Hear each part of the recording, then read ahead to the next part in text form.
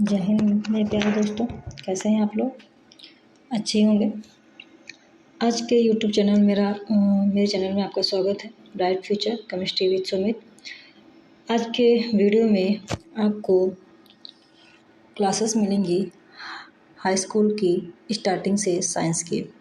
तो साइंस के NCERT syllabus में आपका जो दिया गया है, चाहे वो सीबीएसई रहा हो चाहे यूपी बोर्ड रहा हो, उसमें जो पहला चैप्टर दिया है उसी के जो है आपको टॉपिक वाइज या कह सकते हो एक टॉपिक का आपको वीडियो एकदम ब्रीफली एक्सप्लेन का वीडियो मिलेगा। तो आप हैंड रिटन नोट्स हैं, आपको अच्छे से एक्सप्लेन किया जा रहा है। करना क्या आपको इसके नोट्स प्रॉपर आपको बनाने हैं और उसको अच्छे से रीड करना है, समझना है। जहाँ पे नहीं समझ में आता है उसको प्लीज़ कमेंट करना है और आपके कमेंट्स का मुझे इंतज़ार रहता है और आपके कमेंट्स का रिप्लाई मैं ज़रूर करती हूँ। तो प्लीज़ जो भी आपको क्वेरी नज़र आ रही है, जो भी आपको गलतियाँ नज़र आ रही हैं, जो भी आपको समझ में नहीं चीज़ें आ रही, वो प्लीज़ कमेंट करिएगा। कमेंट का आपको रिप्लाई ज़रूर दिया जाएगा और प्रॉपर आप नोट्स बनाइए, क्योंकि आपको पता भी होगा कि आप प्रॉपर आपको सारी क्लासेस की वीडियो अप टू डेट मिलती रहेंगी। तो इस वीडियो को अप टू डेट पाने के लिए आपको क्या करना है, इस चैनल को सब्सक्राइब करना है और अपने फ्रेंड्स के सर्कल में शेयर करना है, जिससे आपको क्या हो, इसकी नोटिफिकेशन जो हो वीडियो की वो आपको आप तक पहुँच सके। तो नोटिफिकेशन का जो बटन है उसको क्लिक करना है और क्या करते हैं इसको, अगर वीडियो पसंद आता है तो उसको क्या करना है, लाइक करना है। ज़्यादा से ज़्यादा लोगों को सब्सक्राइब करवाना है और शेयर करवाना है। और इस चैनल पे जुड़े रहने के लिए आपको अपना प्यार बनाए रखना है और उस चैनल को क्या करना है, पसंद करना है। तो चैनल से जुड़ जाइएगा। जैसे कि आपको पता ही होगा कितना भी कि इंसान जो है ऊपर जाता है, सक्सेस होता है, तो वो किसकी बदौलत होता है, वो शिक्षा की वजह से होता है। तो देखा जाए शिक्षा जो इंसान का सबसे अच्छा दोस्त है। कुछ भी जो भी आपके पास चीज़ें हैं वो आपके छीनी जा सकती हैं, कोई ले सकता है, लेकिन शिक्षा एक ऐसी चीज़ है, नॉलेज आपका एक ऐसा है जो सबसे अच्छा दोस्त है, जो आपके अच्छे और बुरे वक्त दोनों क्या बोलते हैं वक्त आपका काम आता है। कितना भी बुरा वक्त हो, अगर आपके पास दिमाग है, नॉलेज है, तो आप जो है अपने वक्त को अपने हिसाब से हैंडल कर सकते हो। इसीलिए बोला जाता है कि शिक्षित इंसान हर जगह सम्मान पाता है। वहाँ पे जो है कितना भी कौन किसी भी कास्ट का रहा हो, किसी भी क्या बोलते हैं कैटेगरी से रहा हो, क्राइटेरिया रहा हो, उसका गरीबी अमीरी से कोई रिलेशन नहीं होता। अगर वो शिक्षित है, जैसे मैं बात करती हूँ भीमराव अम्बेडकर की, तो एक हमारे पीजे अब्दुल कलाम की, तो एक ऐसे ये पर्सन इनका नाम ले रही हूँ जिनके बारे में आपने अच्छे सुना होगा। वो ऐसे इंसान थे जिनके पास कुछ नहीं था और एक शिक्षा की बदौलत, एक दिमाग नॉलेज की वजह से आज वो भगवान की तरह पूजे जाते हैं। तो शिक्षा के इंसान सबसे अच्छा दोस्त है। एक शिक्षित इंसान को हर जगह सम्मान पाता है। शिक्षा सुंदरता को भी पराजित कर सकती है। सुंदरता का मोल नहीं इस चीज़ में जो है परे रहती है। शिक्षा जो शिक्षित इंसान होता है वो हर जगह वो सर्वोपरि होता है, सर्वोच्च इसका स्थान दिया जाता है। इसीलिए आपको क्या करना है, अपने जो है जो भी आपके पास टारगेट है, अपने आप को इतना तराशना है जो आपने टारगेट रखा उसको आसानी से अचीव कर सकें और अपना जो है नॉलेज उसको बढ़ाएं और कंटिन्यू अपने किताब के साथ अपना जो भी समय दें, मोबाइल से दूर रहें, अपना जो भी समय दें किताबों को दें, क्योंकि वो आपके सामने इस समय जो वो समय आप उनको दोगे तो वो तुम्हारे बुरे वक्त में साथ देंगे। इसीलिए क्या करना, ये चाणक्य की बात थी कि शिक्षा इंसान का सबसे अच्छा दोस्त है। शिक्षित इंसान हर जगह सम्मान पाता है, जो कि क्या करती है, शिक्षा एक ऐसी चीज़ है जो सुंदरता को भी पराजित कर सकती है। तो बात को ध्यान रखिए और अपने इस थॉट को अपने लाइफ में फॉलो करिए। तो अब आपको जैसे कि आपने पहला चैप्टर पढ़ा होगा जो केमिस्ट्री का, साइंस में हाई स्कूल के साइंस में जो पहला चैप्टर है वो आपका है chemical reaction and types of chemical reaction, मतलब रासायनिक अभिक्रिया क्या होती हैं और रासायनिक अभिक्रियाओं के प्रकार क्या क्या है। तो पहले आपकी अभिक्रियाएँ क्या हैं, किसे कहते हैं, उसके बारे में जानना पड़ेगा। तो बेसिक चीज़ें है कि कोई पूछता है आपको रासायनिक समीकरण क्या, आपने बोला कि हम समीकरण पढ़ते हैं केमिस्ट्री में, आपने पूछा कि रासायनिक विज्ञान क्या पढ़ते हो, तो बोलोगे हम रासायनिक समीकरण पढ़ते हैं। उसमें अभिक्रियाएँ होती हैं जिससे कोई अभिकारक क्रिया करते हैं, उत्पाद बनाते हैं। तो सही है, एकदम आपने बेसिक चीज़ें बताई। लेकिन अगर ब्रीफली एक्सप्लेन करने की बात कहें तो आप एकदम जिसे अननोन पर्सन है, उसे कुछ नहीं पता केमिस्ट्री के बारे में, उसे अगर समझाना है तो आप कैसे समझाएंगे, केमिस्ट्री अगर है क्या, समीकरण क्या, उसे नहीं पता समीकरण क्या है, तो उसे अगर आपको समझाना तो कैसे एक्सप्लेन करेंगे।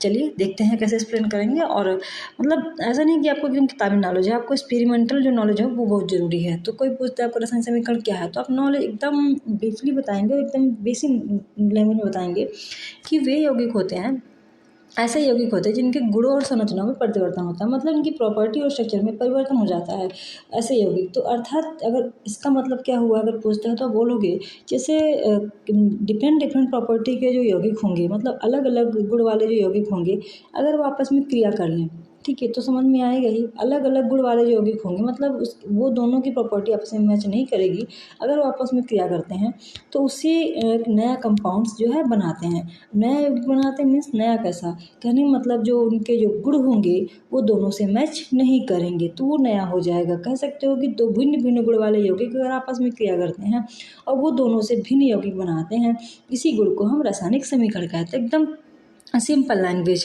फिर से समझो कि कोई भी भिन्न भिन्न यौगिक गुण वाले जो यौगिक होंगे वो आपस में अगर क्रिया करते हैं तो नया यौगिक बनाते हैं। नया मतलब बोले तो दोनों से मैच ना करे वो प्रॉपर्टी वाला यौगिक बनाते हैं, तो इसी प्रॉपर्टी को हम रासायनिक समीकरण बोल देते हैं। फिर अगर बात करता है उदाहरण की, अगर बात करता है तो ए और बी आपस में अगर क्रिया करके सी यौगिक बनाते हैं। कब सपोज कर सकते हो, अगर ए और बी के साथ क्रिया करके अगर सी यौगिक बनाता है तो इसी क्रिया को ही हम क्या बोलते हैं, रासायनिक समीकरण कहते हैं। अगर सपोज की बात की थी, अब जैसे समीकरण में आपने कई वर्ड सुनोगे कि अभिकारक होते हैं, उत्प्रेरक होते हैं, उत्पाद होते हैं, आखिर ये क्या है, कोई पूछता है तो आप बोलोगे अभिकारक जो होता है वो क्या होता है, जब दो यौगिक आपस में क्रिया करते हैं। जैसे मैंने बोला ए और बी आपस में क्रिया करते हैं, तो ए और बी यहाँ पे क्या है, अभिकारक हैं। कारक मतलब कार्य करने वाला, अभिक्रिया में जो कार्य करता है उसे ही हम कारक बोलते हैं। ठीक है, बात को समझिए। नाम को अभिकारक मतलब अभिक्रिया में जो कार्य करता है उसे अभिकारक बोलते हैं। तो कह सकते हो जो जब दो यौगिक आपस में क्रिया करते हैं उन्हें हम अभिकारक कहते हैं। उत्प्रेरक की बात करती हूँ तो अभिकारक को क्रिया करने में जो हेल्प कराते हैं, ठीक है, अर्थात कुछ समय ये क्या करते हैं, उनकी समय सीमा को कम कर देते हैं, उत्पाद को ज़्यादा मात्रा में बनाते हैं, गति को बढ़ा देते हैं। मीन्स इसका क्या हुआ, जैसे कि आप कॉलेज जाते हो तो बाई बस जाते हो, बाई साइकिल जाते हो, तो अब जाते तो आप पैदल भी जा सकते हो, ऐसा नहीं जा सकते हो, लेकिन टाइम क्या है, ज़्यादा लग सकता है। तो समय को कम करने मतलब आप जल्दी से पहुँच जाओ, तो वो अगर आप बाई साइकिल जाओगे तो टाइम ज़्यादा लग सकता है कंपेयर टू बाई बस या बाई मैजिक जो भी है। तो उससे क्या होगी, तो जैसा क्या वो समय सीमा को कम करना, या हो सकता है मतलब उतने समय में आप ज़्यादा काम कर लो, ज़्यादा मतलब जो है क्या बोलते हैं जल्दी पहुंच जाओ, तो उसे हम उत्प्रेरक बोल देते हैं। अभी उत्प्रेरक भी दो प्रकार के होते हैं, उत्प्रेरक वर्धक होते हैं, उत्प्रेरक विष होते हैं, मतलब इनहिबिटर और इंट्रोड्यूसर। मतलब कि किसी भी क्रिया को बढ़ा देना वो आपका उत्प्रेरक वर्धक हो जाएगा, किसी भी क्रिया को वहीं रोक देना वो उत्प्रेरक विष हो जाएगा, इनहिबिटर हो जाएगा। उत्पाद की बात करती हूँ तो दो अभिकारक की क्रिया करने के बाद जो यौगिक प्राप्त होता है, मतलब काम करने के बाद जो फल प्राप्त होता है, दो अभिकारक की क्रिया करने के बाद जो यौगिक प्राप्त होता है उसे हम उत्पाद बोलते हैं। That's enough point. आपको समझ में चीज़ें आ रही होंगी। एकदम सिंपल लैंग्वेज, अपनी लैंग्वेज लिखी गई यहाँ पे है, जो एक बच्चे की लैंग्वेज होती है वो समझाने की कोशिश की गई है। तो प्लीज़ ये चीज़ें जो है नोट्स में हैंड बनाइए और ऐसी मतलब चीज़ें बताइए लोगों को जो किताब से अलग हो। वो ये ऐसी लैंग्वेज है, एक्सपेरिमेंटल लैंग्वेज है, जो एक बार दिमाग में अगर पड़ गई तो वो आपको कभी निकलने वाली नहीं है। फिर अगर बात करती हूँ अभिकारक उत्पाद की, अगर एक समय कैसे पहचानूंगे अभिकारक है उत्पाद है, तो पहचानने का तरीका क्या है, अभिकारक हमेशा जो रहेगा वो तीर के बाईं ओर रहेगा और उत्पाद हमेशा तीर के दाईं ओर होता है। बात को समझे, अभिकारक जो होगा हमेशा तीर के बाईं ओर होगा, उत्पाद हमेशा तीर के दाईं ओर होगा, जबकि उत्प्रेरक सदैव तीर के ऊपर लिखा जाता है। ठीक है, कैसे पहचानना है, जैसे कि आपने लिखा है यहाँ पे H2+Cl2। अब H2+Cl2 और गिव्स देन क्या है 2HCl, मतलब एरो के राइट साइड क्या बना हुआ है आपका, राइट साइड जो है आपका उत्पाद है, जबकि लेफ्ट साइड की बात करूँ वो क्या है, आपके अभिकारक हैं। जबकि देखा जाए जो जैसे कैल्शियम कार्बोनेट को जब गर्म किया गया है तो आपको कली चूना और कार्बन डाइऑक्साइड गैस प्राप्त हुई है, तो वहाँ पे जो गर्म किया गया है, वैसे CaCO3 को अगर खाली ऐसे नॉर्मल वाटर के साथ अगर डिजॉल्व कर रहे हो तो वो टाइम लगाएगी, हो सकता है वो इतनी CO2 गैस आपको नहीं प्राप्त होगी या उतना कैल्शियम ऑक्साइड आपका अच्छा सा प्राप्त नहीं होगा। तो उसके मैंने क्या कर दिया, गर्म कर दिया, तो उसकी टाइम की बचत हो गई, प्रोडक्ट भी ज़्यादा मात्रा में प्राप्त हुआ। तो ये क्या हो गया, उत्प्रेरक हो गया। उत्प्रेरक हमेशा एरो के ऊपर रहते हैं। दूसरी बात क्या है, उत्प्रेरक में उत्प्रेरक कभी उत्पाद के साथ जो है शामिल नहीं होगा, वो क्या करता है अभिक्रिया को कि मतलब जो है बढ़ाने में हेल्प करता है, प्रोडक्ट को बनाने में हेल्प करता है, लेकिन प्रोडक्ट के साथ इन्वॉल्व नहीं होगा उत्प्रेरक की। ये एक खास क्वालिटी है कि वो उत्प्रेरक जो रहेगा वो प्रोडक्ट के साथ इन्वॉल्व नहीं होगा। वो केवल इसके, जैसे कि आपकी बाइक जो बस से आते हो, बस वो क्लास के अंदर नहीं आती, साइकिल आपके क्लास के अंदर नहीं आती, वो गेट के बाहर रहती है, मतलब आपको पहुंचाने में हेल्प करती। जस्ट लाइक यहाँ पे एग्जाम्पल है कि उत्प्रेरक आपको कार्य करने में हेल्प करती है बट कार्य के साथ इन्वॉल्व नहीं होगी। ऐसे यहाँ पे ये हो गया आपका अभिकारक हमेशा जो है कैसे रहेगा, लेफ्ट साइड, और उत्पाद कहाँ रहेगा, हमेशा राइट साइड, जबकि उत्प्रेरक जो रहेगा वो हमेशा कहाँ रहेगा, एरो के ऊपर। ये बात आपको समझ में आई होगी जहाँ तक 100%। अब बात करते हैं आखिर केमिकल बैलेंस रिएक्शंस क्या है। केमिकल बैलेंस रिएक्शन की बात करूँ, जिसे आप हिंदी में बोल सकते हो, जो रासायनिक जो संतुलित जो समीकरण है क्या होता है, संतुलन। संतुलित मतलब क्या, दोनों तरफ बोलें तो अभिकारक और उत्पाद की साइड, राइट और लेफ्ट साइड जो क्या होना चाहिए, संतुलित होनी चाहिए, चीज़ें बराबर होनी चाहिए। मतलब बराबर का मतलब जो उनका अणु होना चाहिए, जो उनकी क्वांटिटी होनी चाहिए, वो क्या होनी चाहिए, बराबर होनी चाहिए। तो उसे ही हम क्या बोलेंगे, संतुलित समीकरण। जैसे बात कही गई है, यौगिक आपस में क्रिया करते हैं, हाँ करते हैं, तो नया उत्पाद प्राप्त होता है, यस ऑब्वियसली प्राप्त होता है।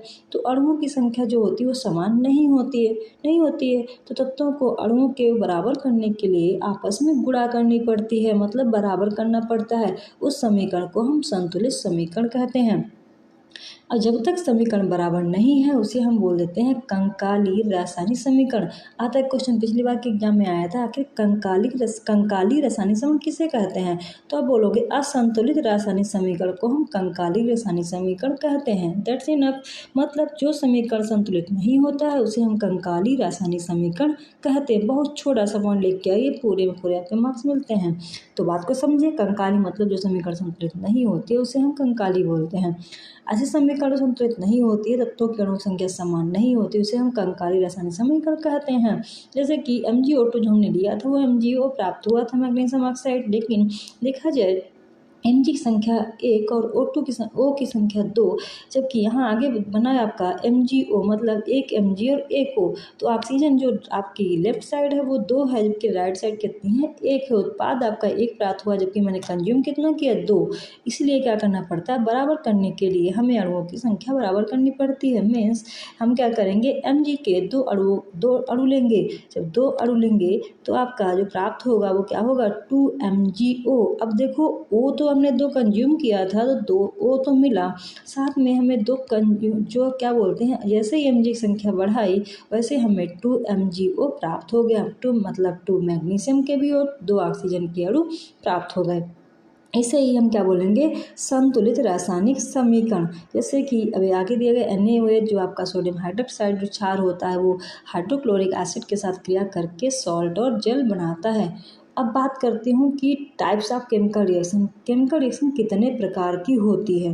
केमिकल रिएक्शन जो होती हैं कई प्रकार की होती है, क्योंकि देखो ये पढ़ना क्यों जरूरी है, क्योंकि आपके नाम से आती है, या ये जो है पूरी केमिस्ट्री में इतनी ही अभिक्रियाएं मिलेंगी। कितनी भी केमिस्ट्री पढ़ लो, मतलब 9th से लेके आप जितना भी आगे जाओगे, रिसर्च लेवल तक जाओगे, तो आपको यही रिएक्शंस आपको करने को मिलेंगी। ये ब्रीफ एकदम। अब जैसे कि अगर आपको यही नहीं पता कि ये है क्या, तो आप कैसे कर पाओगे।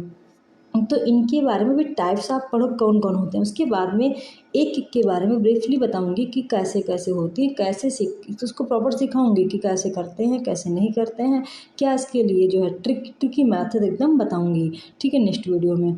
जैसे कि योगात्मक अभिक्रिया होती है। योगात्मक मतलब क्या होता है, जुड़ना होता है। ठीक है, उससे हम ये एक प्रकार की प्रतिस्थापन मतलब इस एक जगह से दूसरी जगह ट्रांसफर हो जाना, उसे हम प्रतिस्थापन अभिक्रिया बोल देंगे।